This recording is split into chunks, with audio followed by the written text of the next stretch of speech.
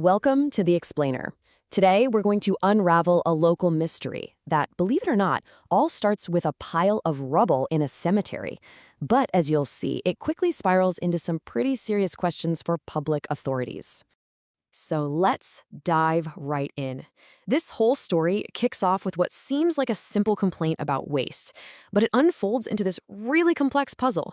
And at the heart of it all is one question: what is actually going on in this cemetery? All right, so our story is set in Wales, and there are three main players you need to know about. First, there's a concerned resident who saw something that just didn't look right. Then you've got the local council, Rhondda Cynon County Borough Council. And finally, the environmental regulator, Natural Resources Wales. So this resident files a report about what looks like years and years of waste just piled up in the local cemetery. We're talking old headstones, bits of memorials, and other construction-type junk. A real eyesore. So, of course, the big question is, what do the authorities have to say about this? Well, at first, their explanation seemed pretty simple, almost reassuring. The official line, and this came straight from a minister's letter, was basically nothing to see here. They said it wasn't illegal dumping at all. It was just leftover stuff from the cemetery's own work. Case closed, right? And they even had a reason for it. They said this material was being stored to build new paths in the cemetery. And it was all totally above board, supposedly covered by these official things called U1 exemptions, which are permits for using waste in construction. It all sounded like a very neat, tidy explanation. Well, not so fast. Because the person who made the complaint started digging into the actual documents. And that's where the official story really starts to fall apart. So let's follow that evidence trail and see what they found.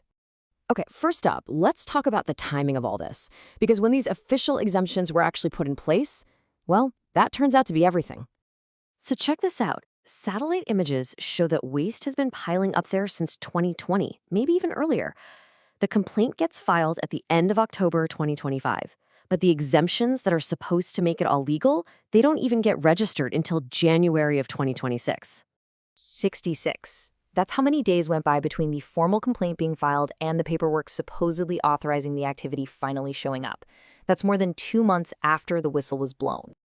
All right, the next piece of this puzzle is about where the waste actually came from.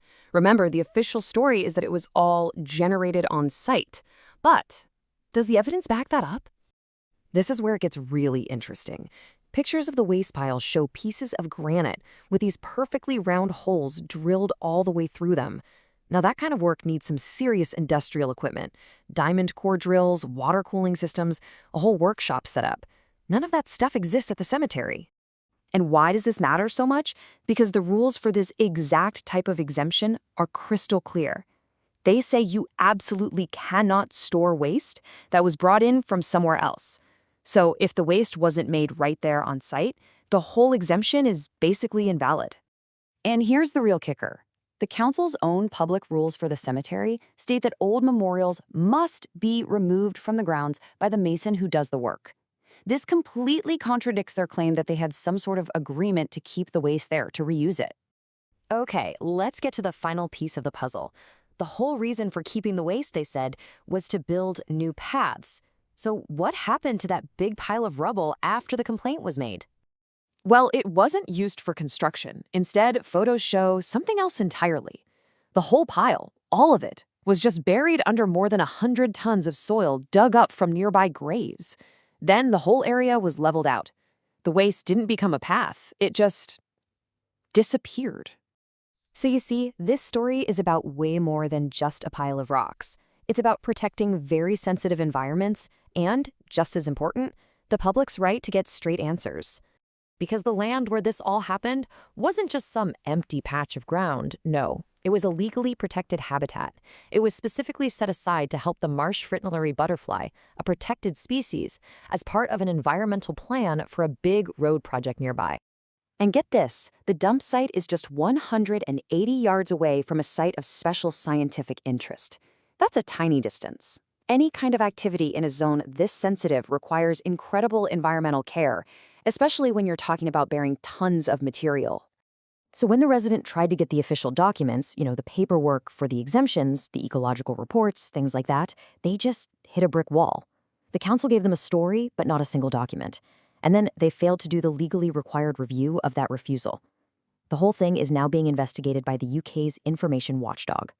So, where does all of this leave us? Let's just step back for a second and look at the huge gap between the official story we started with and the documented evidence we've just walked through.